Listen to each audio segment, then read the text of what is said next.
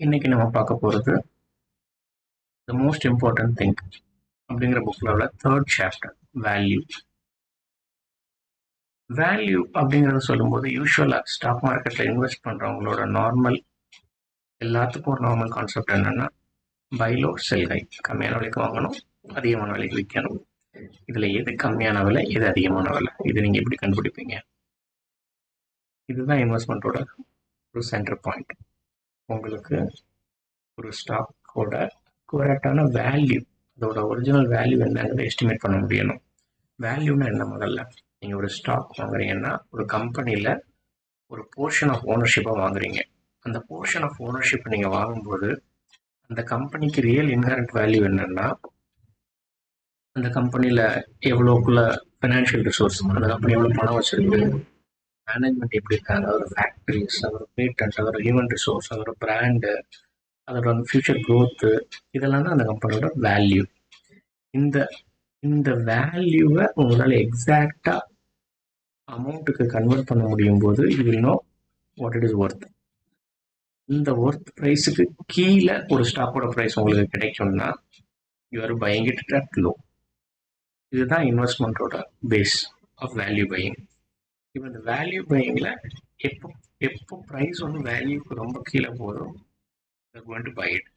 எப்போ ப்ரைஸ் வேல்யூவை தாண்டி ரொம்ப ஹையாக போகுதோ it is better to sell it, because நீங்கள் வந்து you have achieved your profit already.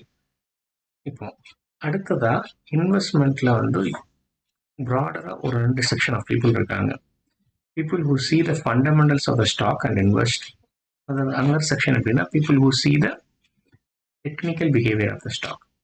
Fundamentals of the stock நம்ம ரெண்டாவது பார்ப்போம். அதில் இன்னும் 2 கேட்டகரி இருக்காங்க. டெக்னிக்கல் பிஹேவியர்னா எப்படின்னா ஸ்டாக் ப்ரைஸ் எப்படி மூவ் ஆகுதுங்கிற சார்ட்டை பார்த்து டிசைட் பண்ணுறது. ஓகே, இந்த சார்ட் இந்த ஸ்டாக் இன்க்ரீஸ் ஆகிட்டே வருது, இன்க்ரீஸ் ஆகிட்டே போகும், இல்லை இந்த ஸ்டாக் இந்த ஸ்டாக் இந்த மாதிரி ஒரு பேட்டர்ன் இருக்குது, இதனால இப்படி தான் நடக்கும் அப்படிங்கிறது எக்ஸ்பிளைன் பண்ணுறது. இதை வந்து அந்த ஆத்தர் கம்ப்ளீட்டாக ரிஜெக்ட் பண்ணுறாரு. ஸ்டாக்கோட ப்ரைஸ் மூவ்மெண்ட் வந்து கம்ப்ளீட்லி ரேண்டம் பிஹேவியர். எப்படின்னா நீங்கள் ஒரு தடவை ஒரு 10 தடவை ஒரு காயினை டாஸ் பண்ணுறீங்க, 10 தடவை ஹெட் தான் விழுதுன்னு வச்சுக்கோங்களேன். நீங்கள் 11வது தடவை டாஸ் பண்ணும்போது அது டெய்ல் விழும் அப்படிங்கிறதுக்கு உறுதியெல்லாம் கிடையாது. திரும்ப there is a 50% chance of tail and 50% chance of head. அதில் என்ன வேணாலும் நடக்கலாம்.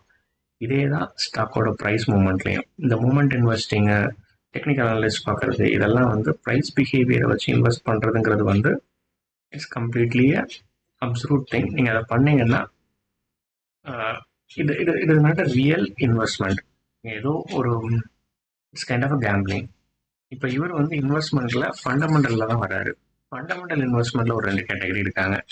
ஃபண்டமெண்டலாக ஸ்டாக்கோட வேல்யூ என்னன்னு பார்க்குறவங்க they may do a value investing, seeing the current value of the stock. இன்னைக்கு இந்த ஸ்டாக்ல வாங்கினோம்னா கம்பெனி எப்படி இருக்குது, அதோட கரண்ட் ப்ராஃபிட் எவ்வளோ, அதோட கேஷ் ஃப்ளோ பொட்டன்ஷியல் என்ன, அது எப்படி ப்ராஃபிட் ஜென்ரேட் பண்ணி நம்ம கொடுப்போம் அப்படிங்கிறத பார்க்குறது. இன்னொன்று க்ரோத் இன்வெஸ்டிங். இந்த கம்பெனி இன்னைக்கு பெருசாக இல்லாமல் இருக்கலாம், ஆனால் ஃப்யூச்சரில் இது பெருசாக வரும் அப்படின்னு நினச்சி இன்வெஸ்ட் பண்ணுறது க்ரோத் இன்வெஸ்டிங். இப்போ இந்த க்ரோத் இன்வெஸ்டிங் அப்படிங்கிறத வந்து அவர் என்ன சொல்கிறாருன்னா இது ரொம்ப டஃப், அதை வந்து யாராலையும் அவ்வளோ ஈஸியாக பண்ணிட முடியாது. அவர் வந்து அவர் லைவ் எக்ஸாம்பிள் சொல்றாரு. ஒரு 1960s அவர் ஒரு சிட்டி பேங்க்ல ஒர்க் பண்ணும்போது அப்போ க்ரோத் இன்வெஸ்டிங் சொல்லி அவங்க they bought a huge amount of stocks in IBM, Xerox, Kodak, Polaroid, அந்த மாதிரி பெரிய பெரிய கம்பெனிஸ்லாம் வாங்கியிருக்காங்க. அவர் என்ன சொல்றாருன்னா அப்படி வாங்கின கம்பெனி அடுத்த 20 வருஷத்துல ஒரு couple of companies gone bankrupt, like Kodak, Polaroid. அவங்களோட டெக்னாலஜி அப்சல்யூட் ஆகி அது பேங்க்ரப்ட் ஆயிடுச்சு. இப்போ ஐபிஎம், ஜெராக்ஸ் அவங்கள தாண்டி இன்னும் புது புது பிளேயர்ஸ் வந்து அதை விட ஜாஸ்தியாக ப்ராஃபிட் மேக் பண்ண ஆரம்பிச்சிட்டாங்க. ஸோ இப்போ நீங்கள் அந்த க்ரோத் அப்படிங்கிறது எப்படின்னா எப்படி ப்ரெடிக்ட் பண்ணுறீங்கன்னா, ஓகே மெடிக்கலில் இந்த இந்த கம்பெனி வந்து ஒரு புதுசாக ஒரு ட்ரக் கொண்டு வர போகிறாங்க, இப்போ இல்லை கொண்டு வர போகிறாங்க, இவங்க தான் சக்ஸஸ்ஃபுல்லாக லான்ச் பண்ணுவாங்க, இவங்களோட அந்த ட்ரக் வந்து ரொம்ப ப்ராஃபிட்டபுளாக இருக்கும் அப்படின்னு நீங்கள் கெஸ் பண்ணுறீங்கன்னு வச்சுக்கோங்க. அந்த கெஸ்ஸில் இன்வெஸ்ட் பண்ணுறது.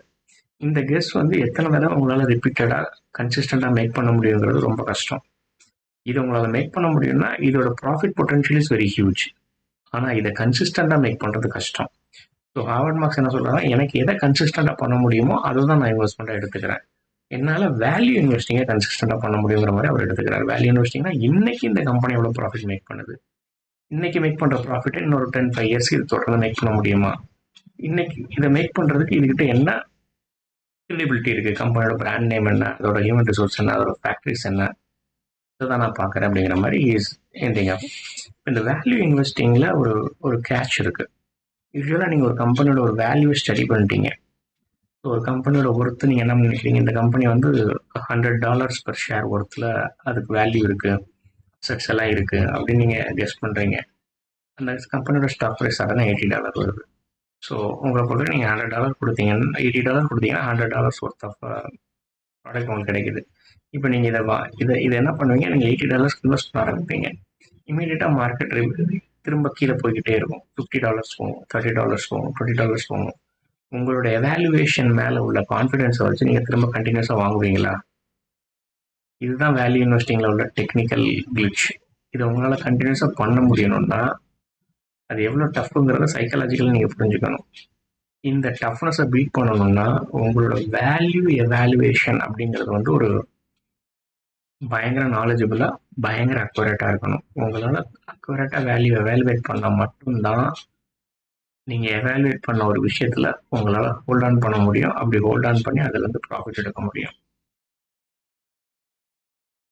ஸோ ஆவன் மார்க்ஸை பொறுத்தவரைக்கும் இஸ் வேல்யூ இன்வெஸ்டர். க்ரோத் அப்படிங்கிறது எப்படின்னா அவங்க க்ரோத் அப்படியே கம்ப்ளீட்டாக எலிமினேட் பண்ணல. க்ரோத்துங்கிறத அவர் எவ்வளோ லெவலில் பார்க்குறாருன்னா, இன்னைக்கு இந்த ஸ்டாக்கோட வேல்யூ என்ன, அடுத்த ஃபியூ இயர்ஸில் இந்த ஸ்டாக்கோட வேல்யூ என்னவா இருக்கும். இது இன்னைக்கு ப்ராஃபிட்டபுளாக இருந்தால் தான் ஃபியூச்சர் க்ரோத் அவர் எக்ஸ்பெக்ட் பண்ணுறாரு. இன்னைக்கு ப்ராஃபிட்டபுள் எல்லாம் ஃபியூச்சரில் க்ரோத் ஆகும் அப்படிங்கிற மாதிரி ஒரு கம்பெனியில் அவர் பெருசாக ஈடுபாடு காமிக்கல. அதே மாதிரி ஒன்ஸ் நீங்கள் வேல்யூ அக்யூரேட்டாக எவாலுவேட் பண்ணிட்டீங்கன்னா you have to consistently hold it. Consistently hold it, you have to be right also. நீங்கள் அதில் ராங்காக இருந்தீங்கன்னா your loss is so predominantly high. நீங்கள் பெர்ஃபெக்டாக இன்வெஸ்ட் பண்ணணும்னா you have to be a value investor and you should be able to exactly evaluate the value and you have to be able to hold on to the value even if market do something different than what you expect. Investing. Thank you.